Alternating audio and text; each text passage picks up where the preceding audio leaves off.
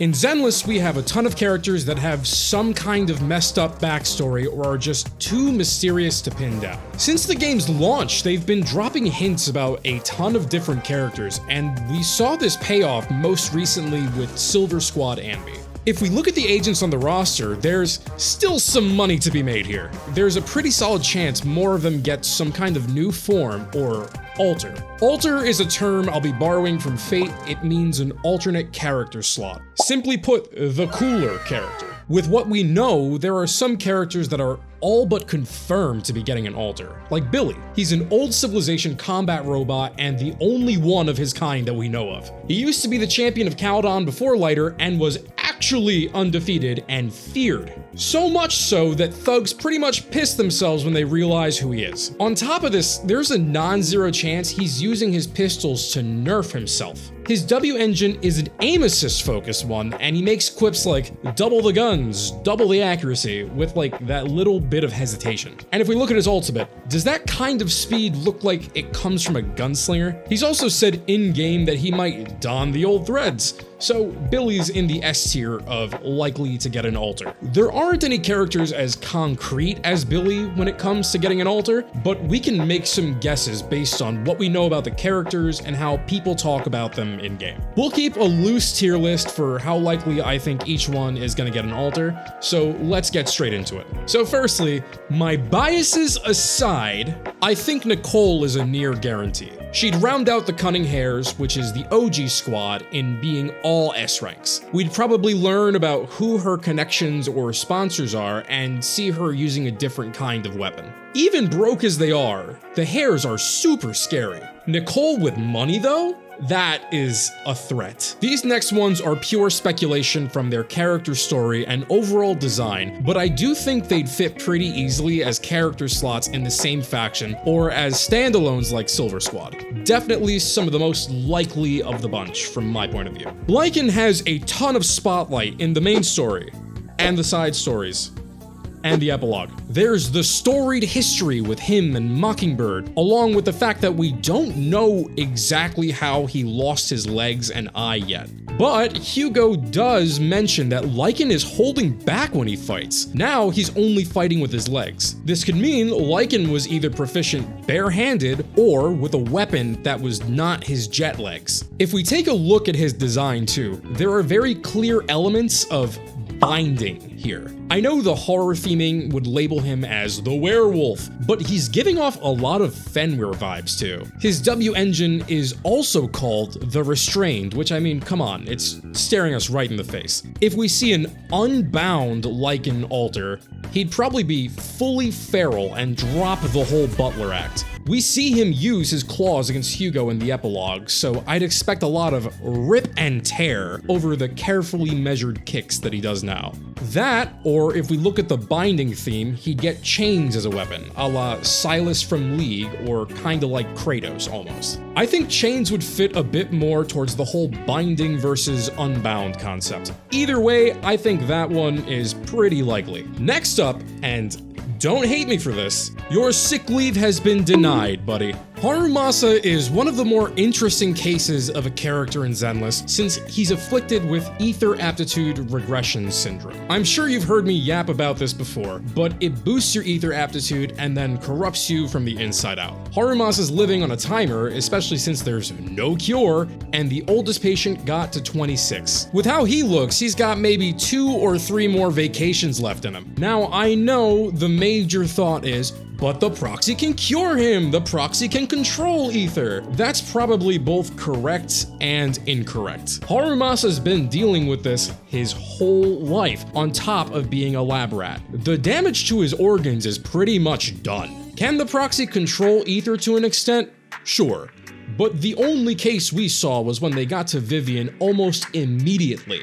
But What we see the proxy do a lot of the time is tuning. I've floated the idea before that ether aptitude regression syndrome is a mismatch of internal ether in some places, with that ether being more closely attuned to a hollow. In a worst case scenario, should Harumasa begin to turn, tuning could be what saves him. The proxy balancing Harumasa's ether as it tries to corrupt him could tune his whole body to one distorted frequency. His body would be messed up, and he'd be a lot like a sacrifice, just closer to a human. There's also a little bit of design overlap that I found pretty interesting. Listen, I know it's a long shot, but thinking about his situation and whether he'd end up half-turned reminded me of an anime called Kabaneri of the Iron Fortress. The main dude gets bit by a zombie kind of thing, locks himself up to stop the infection, and ends up kind of like a half-zombie. If we put them side by side, there are a couple elements I think line up, like, weirdly well. If this one comes full circle, give me a crystal ball and leave me at Suibian Temple because I am a prophet, alright? There are some other characters that I've got a gut feeling about, but are probably a little less likely than the ones we just spoke about, so they'd be a soft A tier on the list. Because there are absolutely stories to explore and reasons why they would get another slot. They're just not as baked into the main plot as like Billy or Nicole or Lycan. Starting off with probably the most likely, Yanagi. She's got the whole Oni blood thing going on. If you didn't know, Yanagi got a transfusion of Oni blood from the old Oni chieftain who was Sokaku's sister. It's actually the reason why she can fight on the front lines and also why she's losing her eyesight. Now, is it enough for it to be a cool character detail? 100%. Could I see them doing a Devil Trigger or Oni install that gives her a transformation? Absolutely. A single-horned red Oni transformation that is way stronger than she is right now, also feeding back into the blue and red story that she and Sokaku are based on, that is a very easy wallet opener for me. The next two are the usual pair of Seth and Jane. My biases aside, Jane probably has a primary identity and style that's not shown to PubSec or was her original name and designation of, let's say, her line of work. She is far more capable than she has any right to be, and it's pretty obvious that there's more going on. I've yapped about this till I've been blue in the face, so feel free to check out anywhere else that I've done that. Seth is the interesting one because he's got a major tie to the plot. He's a goody two-shoes that can't fathom any kind of moral gray zone. Like actually the kind of guy to call the cops if you missed your bedtime. That said, his big brother is the head of PubSec, and they're out here hiring people like Jane. As of recording this, Seth is also the only agent that doesn't know the siblings are Phaethon, and that is by order of his brother. Zhuyuan was ordered to keep it a secret, even though she was not a fan of us either. So my guess is that he snaps and leaves PubSec, or takes on a different approach to law enforcement. Seth will probably start turning off the body cam before arrests to make sure people are not evil again. Either that, or he drops the job and joins Jane in her consultancy practice, doing whatever she does. So that rounds out the soft A tier. Who could possibly be next? There's a few of them, actually. If we're going by relevance and likelihood, these are long shots, full court.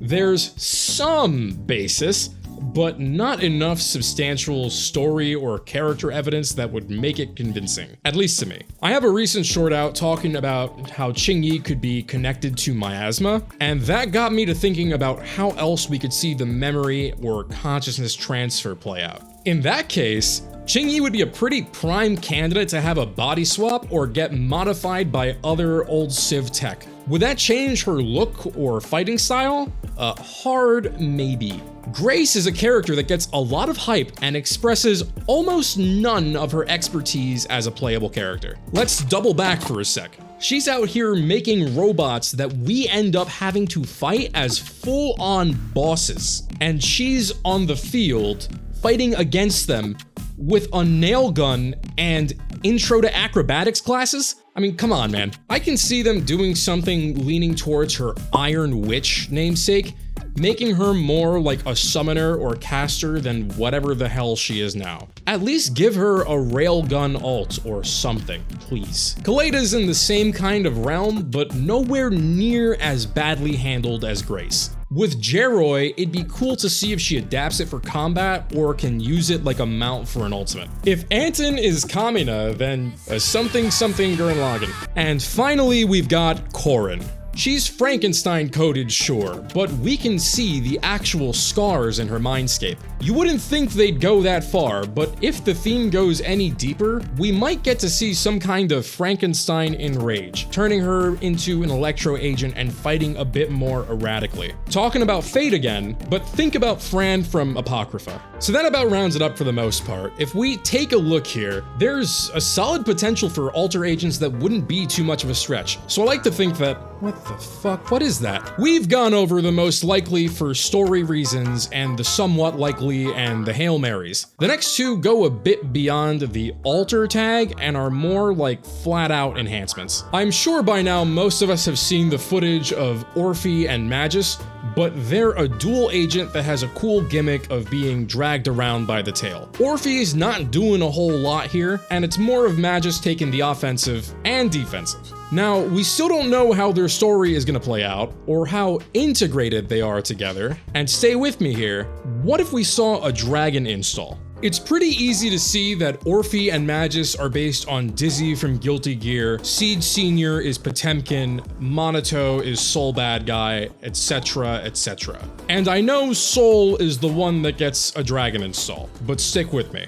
Depending on how they're connected, what happens if Orphe loses consciousness or Magus flat out takes over? That's likely a completely different playstyle and appearance. As the captain of Obel Squad, we'd see Magus actually fighting instead of dragging Orphe around. Maybe even gearing up with armor plating that extends from the tail. Finally is everyone's favorite, and I hope you're all ears for this. The Miyabi we play as and see in the story is not even at full strength. Bit of a story spoiler here, I'll give you a second. In the final chapter, she only just begins to tap into Tailless's power, and it's enough to slice clean through a hollow.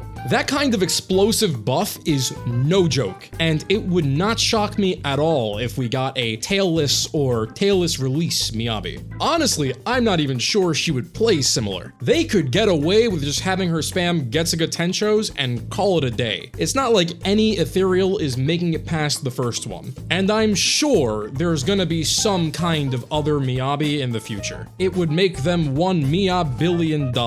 There's no way they wouldn't. Miyabi's one of, if not the biggest favorite, so why not make 1 to 5 different character slots of differently posed Miyabis? And I mean, self-report, I would pay for all of them, alright? Jokes aside, I do see this happening at some point in time. I'd be excited for even a single one of these. Billy's almost certainly gonna get his soon, but I would like to know, what did you think of this list, and are there any other agents or agent concepts that you think would get an alter slot? If you enjoyed this video, it really helps if you sub, like, comment, all the YouTube stuff. It also helps if you hated it and you dislike it and you let me know why.